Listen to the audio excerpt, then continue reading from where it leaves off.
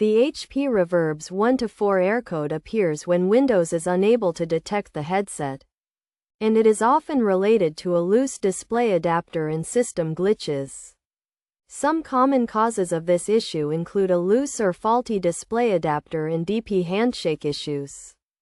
To resolve the 1-to-4 aircode, try reconnecting the display adapter by removing the display cable and plugging it into a different USB port. Ensure the display adapter is pushed all the way in, gently wiggling it if necessary, but avoiding excessive force. Another solution is to reset the Windows Mixed Reality portal.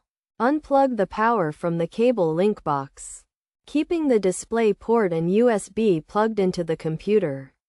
Then restart the portal. The computer will prompt to connect the headset, at which point the power can be plugged back into the link box, allowing the computer to reconnect to the headset.